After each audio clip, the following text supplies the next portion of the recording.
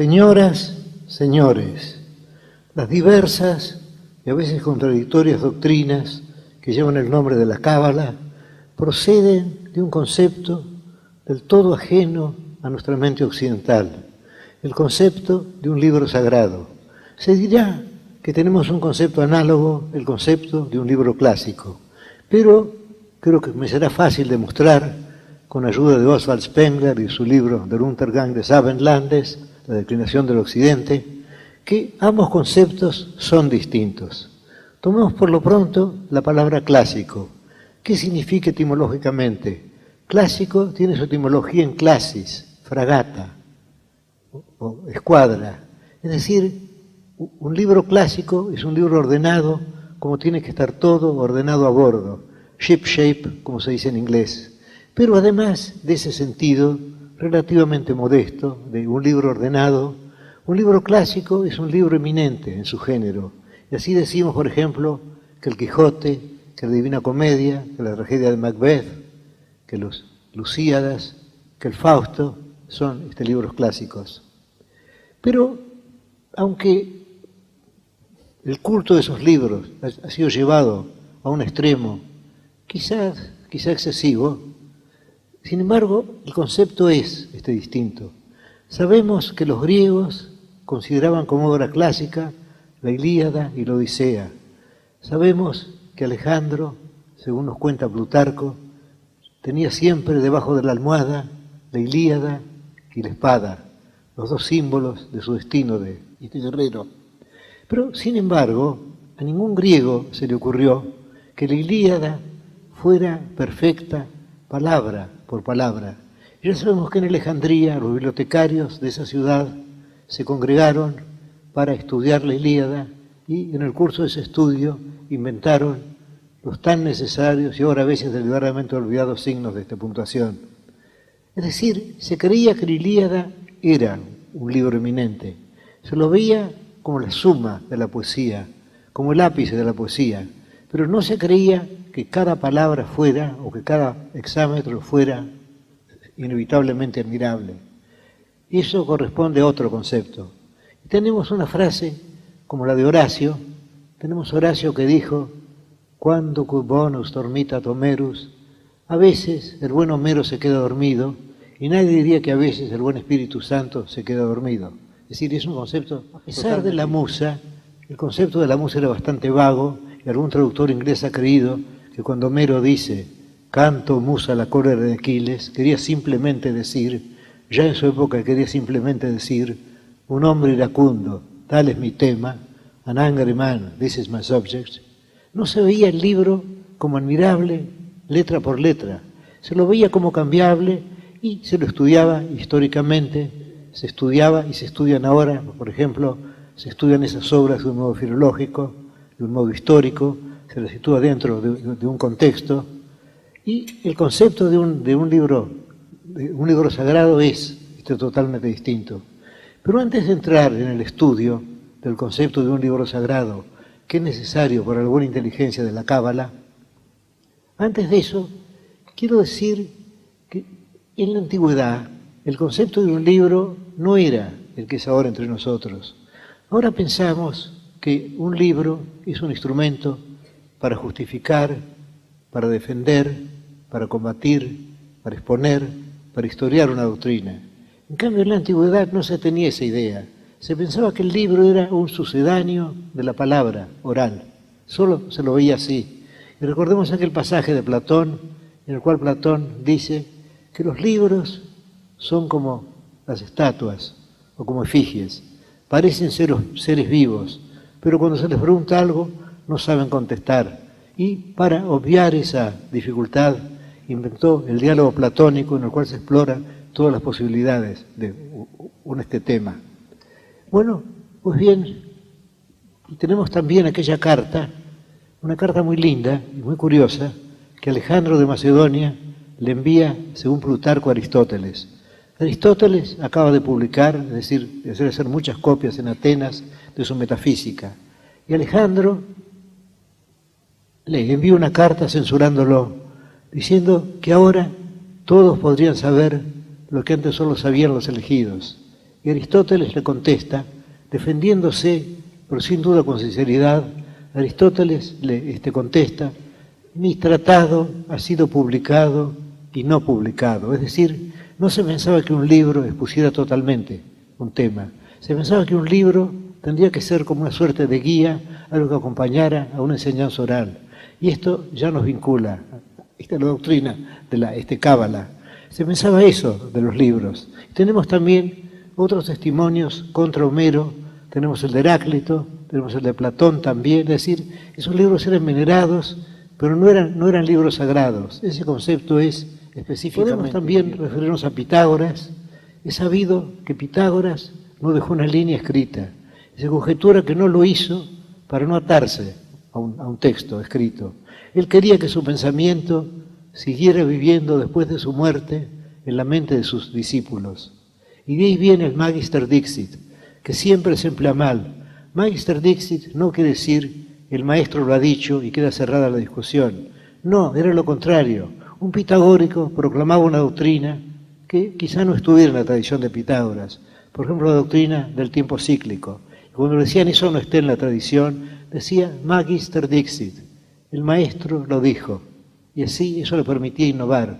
Y Pitágoras había probado eso. Había pensado que los libros atan, o, para decirlo con palabras de la Escritura, que la letra mata, pero el espíritu vivifica.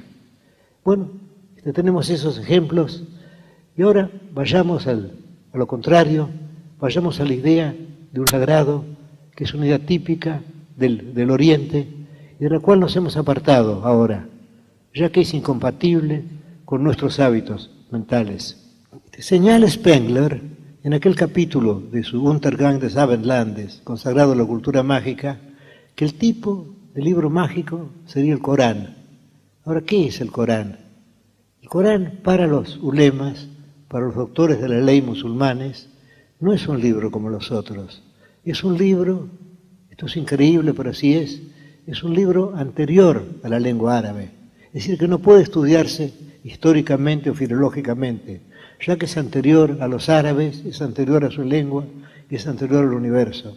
Y ni siquiera se admite que el Corán sea una obra de Dios. No, el Corán es algo más íntimo y más misterioso.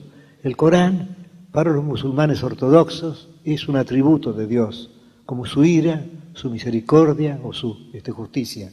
Y en el mismo Corán se habla de un libro misterioso, la madre del libro, que es el arquetipo celestial del Corán, que está en el cielo y que veneran. Bueno, pues aquí tenemos ya la noción de un libro sagrado, del todo distinta de la noción de un libro clásico. Un libro sagrado es sagrado, y son sagradas no solo sus palabras, sino las letras con que fue escritas. Y ese concepto lo aplican los cabalistas al estudio de la escritura. Ahora, yo sospecho que el modus operandi de los cabalistas fue debido al deseo de incorporar pensamientos gnósticos a la mística judía y que buscaron ese modus operandi para justificarse con la escritura, para ser ortodoxos.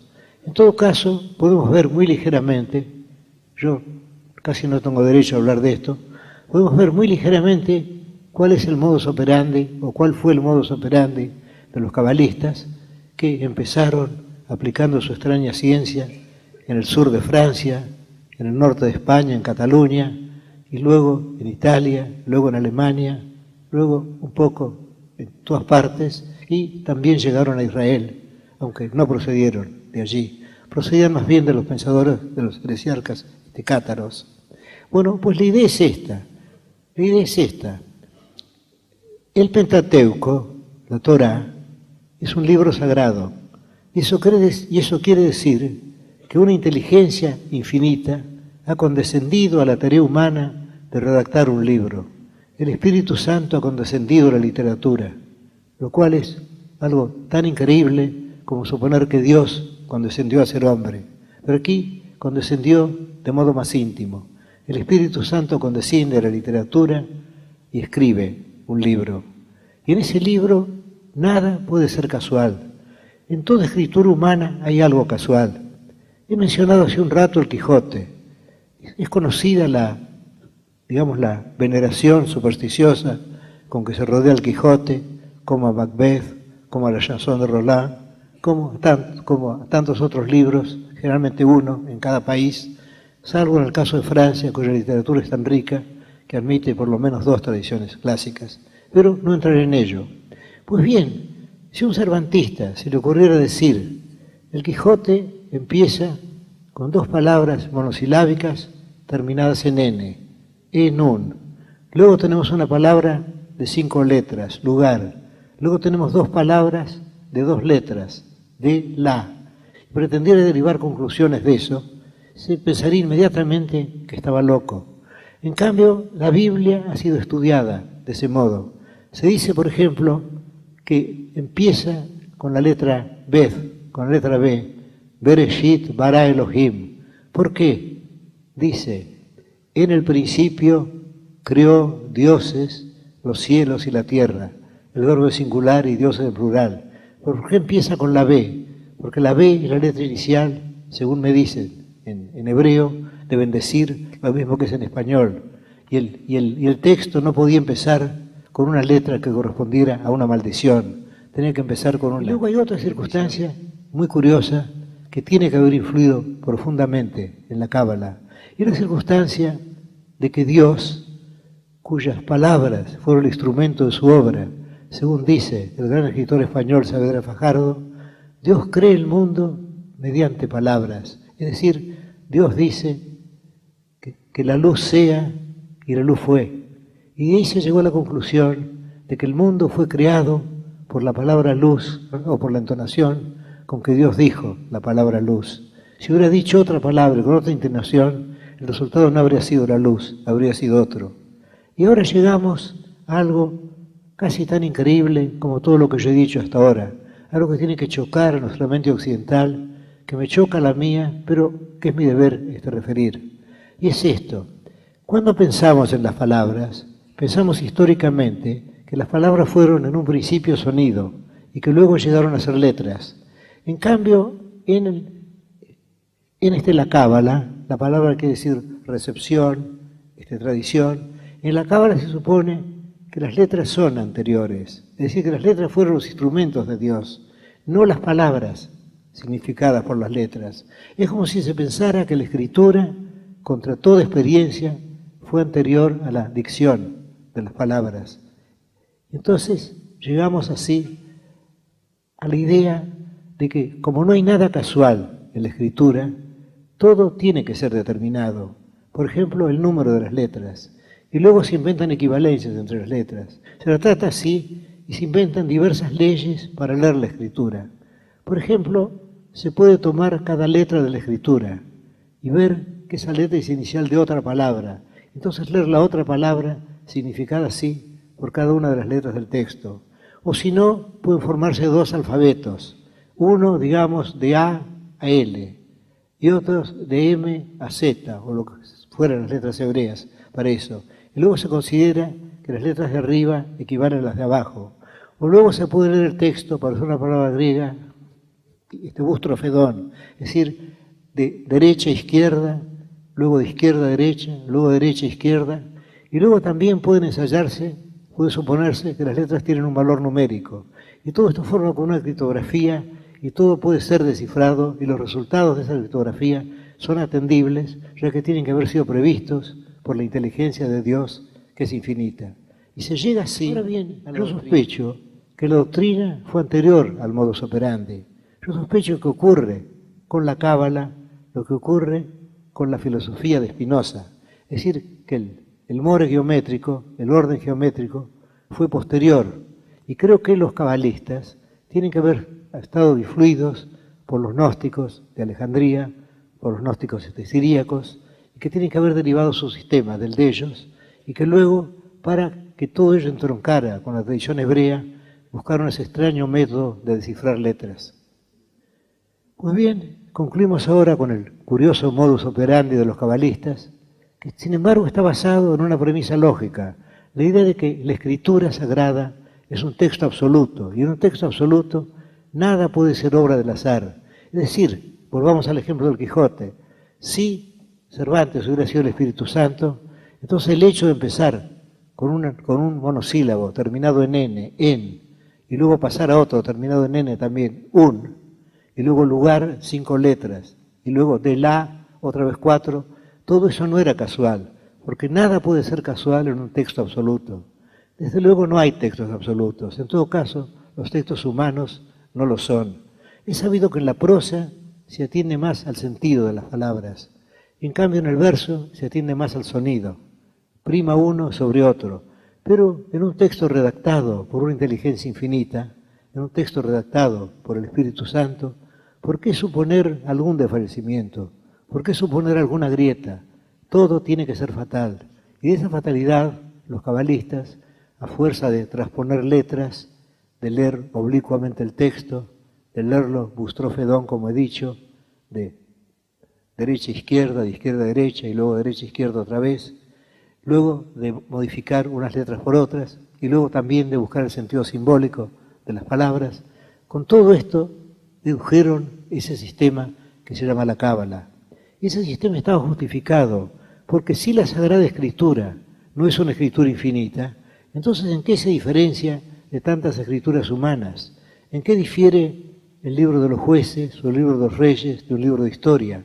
¿En qué difiere el cantar de los cantares de un poema? ¿En qué difieren otros libros? No, hay que suponer que todo tiene infinitos sentidos.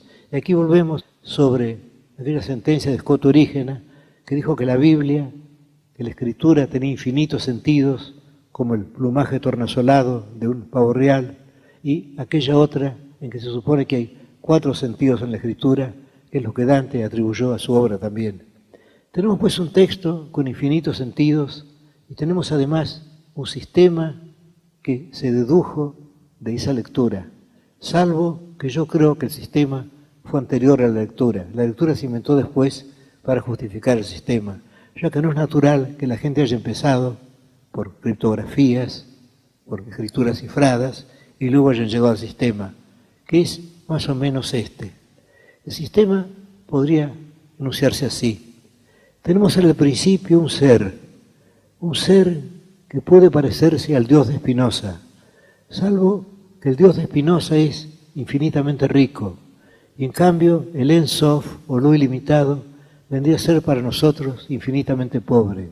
Se trata de un ser primordial, y de ese ser no podemos decir que existe, porque si decimos que existe, entonces también las estrellas existen, también los hombres existen, también las hormigas existen. ¿Cómo pueden ir a participar de esa misma categoría? No, ese ser primordial no existe. Tampoco podemos decir que piensa, porque pensar es un proceso lógico, se pasa de una premisa a una conclusión. Tampoco podemos decir que quiere, porque querer una cosa es sentir que esa cosa nos falta.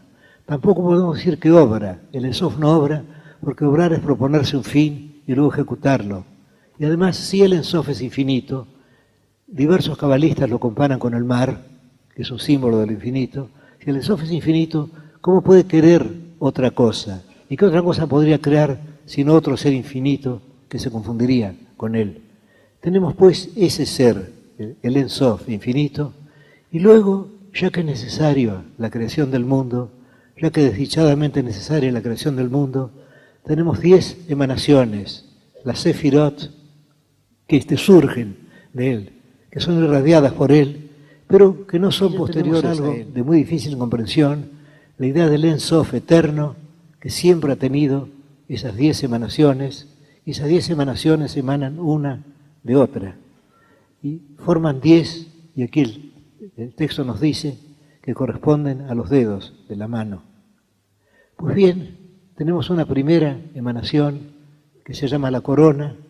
Esa viene a ser como un rayo de luz que surge del Ein Sof, un rayo de luz que no disminuye al Ein Sof. El Ein Sof no puede ser disminuido, es un ser ilimitado, incapaz de ser disminuido. Pues bien, surge esa primera emanación, de esa primera que se llama la corona, surge otra, de esa otra, decía de completar el número de 10. Y cada emanación es tripartita, cada emanación, cada séfira es una tríada, en la cual pueden distinguirse 3 partes. Una, aquella por la cual se comunica con el ser superior. Otra, que es la central, lo esencial, y otra con la cual se comunica con la emanación inferior. Y así llegamos a 10 sefirot, y las 10 constituyen un hombre que se llama el Adán Kadmon, el hombre arquetipo. Y ese hombre está en el cielo, y nosotros somos reflejos de ese hombre celestial. Y de ese hombre, de esas primeras 10 emanaciones, emana un mundo, emana otro, y así hasta 4 mundos. El tercero es nuestro mundo material, y el cuarto es el mundo infernal. Y todos ellos están incluidos en el Adán Kadmon, que es el arquetipo del hombre, en el cual están, el hombre es un microcosmo, todas las cosas. Bueno, aquí tenemos el sistema, más o menos. Pero ese sistema no es, yo creo, una pieza de museo de la historia de la filosofía. Ese sistema creo que tiene una aplicación, que ese sistema puede servirnos no solo como una curiosidad de la historia filosófica, sino puede servirnos para pensar y quizá para comprender, o la palabra es demasiado ambiciosa, para tratar de comprender el universo. Y aquí podemos pensar en los gnósticos, que fueron anteriores a los cabalistas, anteriores en muchos siglos. Los gnósticos tienen un sistema parecido. Tienen un Dios, y ese Dios es indeterminado. Y de ese Dios, que se llama el pleroma, la plenitud, emana otro Dios. Estoy siguiendo la versión o perversión de Ireneo, obispo de León. Bueno, pues de ese Dios, de esa emanación, emana otra, de esa otra, de esa otra, y cada una de ellas constituye un cielo. Y llegamos así, hay como una especie de torre de emanaciones, llegamos así al número 365, porque la astrología anda mezclada en todo eso. Y cuando llegamos a la emanación, a la última, aquella en que la parte de divinidad tiende a 0, entonces allí nos encontramos con el Dios que se llama Jehová y que crea el mundo. Y que crea el mundo, ¿por qué crea este mundo tan lleno de errores, tan lleno de horror, tan lleno de pecados, tan lleno de dolor físico, tan lleno de sentimiento de culpa, tan lleno de crímenes? ¿Por qué? Porque la parte de la divinidad ha ido disminuyéndose. Y cuando se llega a Él, ya la parte de divinidad es muy poca y crea este mundo falible. Y tenemos exactamente el mismo mecanismo en las 10 sefirot y en los 4 mundos que van creando. Pero esas emanaciones, a medida que se alejan del Ein Sof, de lo ilimitado, del oculto de los ocultos, como lo llaman en su lenguaje figurado los cabalistas, esas emanaciones van perdiendo fuerza y llegamos al fin a la que cree este mundo en el que estamos nosotros, tan llenos de errores, tan fáciles para la desdicha, tan momentáneos en la dicha. Bueno, ese es nuestro mundo. Y creo que esa idea no es una idea absurda, es una idea que podemos tomar. Porque aquí estamos enfrentados con un problema eterno, que es el problema del mal. Es el problema que ya está tratado espléndidamente, deslumbradoramente, en el libro de Job, que según Freud es la obra mayor de toda la literatura, de las literaturas. Ustedes recordarán la historia de Job. Job, el hombre justo perseguido, el hombre que quiere justificarse ante Dios, el hombre condenado por sus amigos, el hombre que cree haberse justificado, y al final Dios le habla desde el torbellino, y Dios le dice que Él está más allá de las medidas humanas. Y toma 2 curiosos ejemplos, que son el elefante y la ballena. Y dice que Él los ha creado. Y debemos sentir, esto lo observó Max Brod, que el elefante y la ballena, Behemoth, cuyo nombre es plural, los animales porque es tan grande que tiene un nombre plural, y luego Leviatán, la ballena, o puede ser el cocodrilo también, no importa, o puede no ser ninguno, pueden ser 2 monstruos. Bueno, pues Él dice que Él es tan incomprensible como esos monstruos, que Él no puede ser medido por los hombres. Y a eso llega también Spinoza.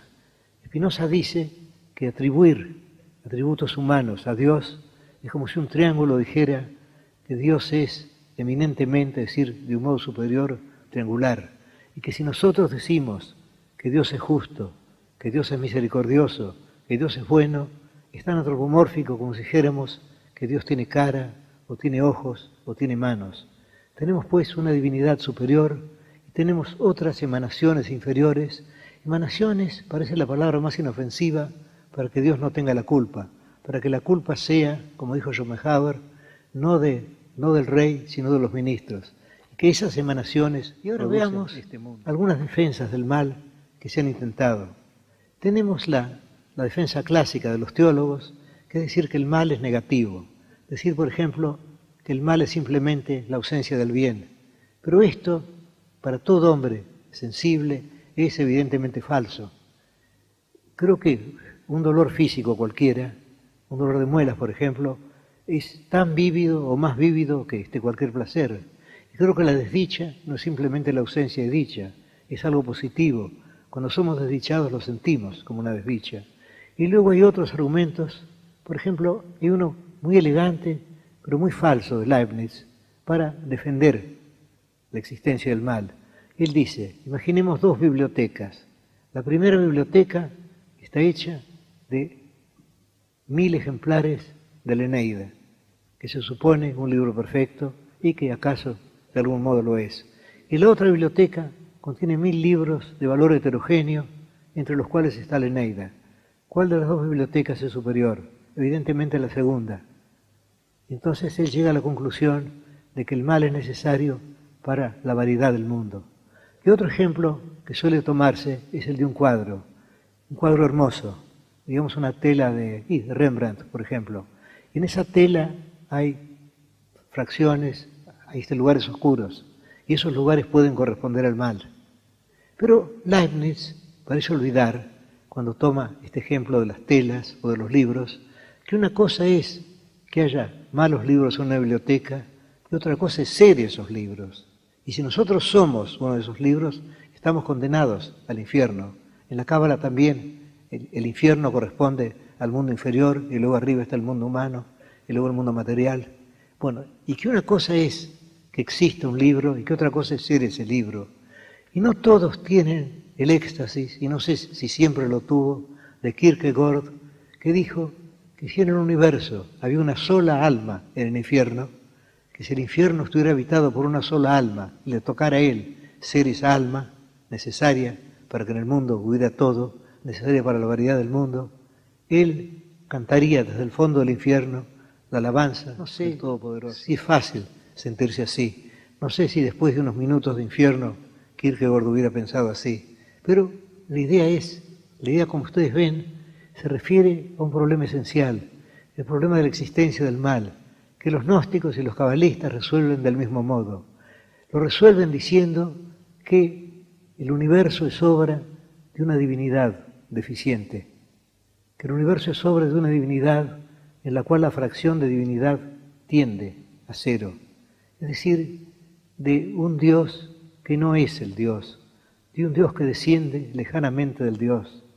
Ahora no sé si la mente puede trabajar con palabras como Dios, como divinidad, o estoy seguro de que no puede trabajar con la doctrina del Ein Sof, de la Sefirot, o con los 365 pisos de emanaciones de los gnósticos. Estoy seguro de que no. Pero sin embargo podemos aceptar esta idea, podemos aceptar la idea de una divinidad deficiente, de una divinidad que tiene que hacer este mundo con material adverso. Y así llegaríamos a lo de Bernard Shaw, que dijo, God is in the making, Dios está haciéndose. Es decir, Dios es algo que no pertenece al pasado, que quizá no pertenece al presente, en la eternidad. Dios es algo que puede ser futuro. Y si nosotros somos justos, si nosotros perdonamos a nuestros enemigos, si nosotros somos magnánimos, incluso si somos inteligentes, si somos lúcidos, estaremos ayudando a construir a Dios. Y hay una página de un libro de Wells, no recuerdo cuál, en el cual el héroe, creo que ese libro se titula The Undying Fire, el fuego imperecedero, y viene a ser como una suerte de remedo, no de parodia, del libro de Job. Y sigue más o menos el mismo argumento. El personaje, cuando está bajo la anestesia, sueña que entra en un laboratorio. Ese laboratorio es muy pobre. En ese laboratorio hay un hombre viejo que está trabajando. Y ese hombre viejo es Dios. Y Dios se muestra bastante irritado. Dice, estoy haciendo lo que puedo, le dice al otro, pero realmente tengo que luchar. Y volveríamos a esa idea de que existen el bien y el mal. El mal sería el material intratable por Dios y el bien sería la bondad. Bueno, pero el bien a la larga estaría destinado a triunfar y él está triunfando. Es decir, yo no sé si creemos en el progreso. Yo creo que el progreso existe, si quiere en la forma de la espiral de Goethe, es decir, vamos y volvemos. Pero en suma, estamos mejorando. Se dirá que cómo podemos hablar de eso en esta época de tantas crueldades. Sin embargo, en esta época de tantas crueldades se toman enemigos y se los envía, bueno, posiblemente a campos de concentración o a la cárcel, pero se toman enemigos. En cambio, tiempo de Alejandro de Macedonia, lo natural parecía que un ejército victorioso y que matara a todos los vencidos y que una ciudad vencida fuera arrasada. Es decir, de algún modo estamos mejorando y quizá intelectualmente estemos mejorando también. Y una prueba de ello sería este hecho tan humilde, tan mínimo, de que a nosotros nos interesa lo que pensaron los gnósticos, nos interesa lo que pensaron los cabalistas. Tenemos una inteligencia abierta y estamos listos a estudiar no solo la inteligencia de otros, sino la estupidez de otros, las supersticiones de otros. Es decir, que de algún modo estamos adelantando. Y todo esto nos llevaría a esta conclusión, a la conclusión de que la cábala tan extravagante es no solo una pieza de museo, sino también puede ser una suerte de metáfora del pensamiento. Y ya que he hablado de la cábala, querría hablar de uno de los mitos más curiosos de la cábala, o de las leyendas más curiosas de la cábala, la leyenda del golem, que inspiró aquella famosa novela de Meiring, que me inspiró a mí un poema sobre el golem. Pues bien, la idea es esta. La idea es esta. Dios toma un terrón de tierra, creo que Adán o Adama quiere decir tierra roja, y luego le insufla vida y crea así a Adán, de suerte que Adán para los cabalistas sería el primer golem. Ha sido creado por la palabra divina, por un soplo de vida. Y como en la cábala se dice que el nombre de Dios es todo el Pentateuco, salvo que están barajadas las letras, así, si alguien poseyera el nombre de Dios, o si alguien llegara al Tetradramaton, al nombre de 4 letras de Dios, y supiera pronunciarlo rectamente, podría crear un mundo. Y así podría crear un golem también. Así tenemos todas las leyendas del golem, que han sido tan hermosamente aprovechadas por Meiring en su libro El Golem, y que estudia Gerhard Scholem en su libro El simbolismo de la cábala, que acabo de leer, que creo que es el libro más claro sobre el tema, porque he comprobado que es casi inútil buscar las fuentes originales. He leído la hermosa y creo que justa traducción, yo no sé hebreo desde luego, del Sefer Yetzira, libro de la creación que ha hecho el doctor León Duhovne. He leído una versión del Bahir o la luz, y he leído parcialmente el Zohar o libro del esplendor, pero esos libros no están escritos para enseñar la cábala a nadie, están escritos para insinuar la cábala, para que un estudiante de la cábala pueda leer esos libros y pueda encontrarse fortalecido por ellos, pero no dicen toda la verdad, son como los tratados publicados y no publicados de Aristóteles. Y ahora volvamos al golem. Se supone que si un rabino aprende o llega a descubrir el secreto nombre de Dios y lo pronuncia sobre una figura humana hecha en arcilla, esa figura se anima, y esa figura se llama golem entonces. Y en una de las versiones de la leyenda se inscribe sobre la fábula, sobre la frente del golem, se inscribe la palabra Emeth, que significa verdad. Y el golem crece. Pero el golem, si lo dejan solo, sigue creciendo. Y un momento en que es tan alto que yo no pude alcanzarlo, el dueño de este golem. Y entonces le dice que le ate las suelas, que le ate en los zapatos. El golem se inclina, al inclinarse, él puede soplar, él puede borrar la letra, la primera letra, el Aleph, de Emeth. Y entonces queda Meth, muerte, y el golem cae hecho polvo a sus pies. Y otra leyenda, según la cual un rabino o unos rabinos, unos magos, crean un golem y se lo mandan a otro maestro que es capaz de hacerlo, pero que está más allá de esas supersticiones. Lo mandan, entonces el rabino le habla, y el otro no puede contestar, porque el golem no puede concebir y no puede hablar, le están negadas esas facultades. El golem no contesta, y entonces el rabino le dice: eres creado por los magos, vuelve a tu polvo, el mago y el golem cae deshecho a sus pies. Y hay otra leyenda, esta está narrada por Scholem en su libro sobre el simbolismo de la Cábala, en la cual se logra, mediante mucho trabajo, son muchos discípulos, un solo hombre no puede estudiar o comprender el Sefer Yetzir, el libro de la creación, se logra crear un golem. Pero ese golem nace, curiosamente, con un puñal en la mano. Y les dice y les pide a quienes lo han hecho que lo maten. Porque, dicen ellos, porque les dice él, si yo vivo puedo ser adorado como un ídolo. Y ya se sabe que la idolatría para el Israel, como para el protestantismo, es uno de los máximos pecados. Y entonces ellos matan al golem. Bueno, he referido aquí algunas leyendas, pero querría volver a lo primero, a esa doctrina que no me parece disparatada, que me parece atendible, de que en nosotros hay una partícula de divinidad, pero que este mundo evidentemente no puede ser la obra de un Dios todopoderoso y de un Dios justo, pero que depende de nosotros el salvar esa parte de divinidad.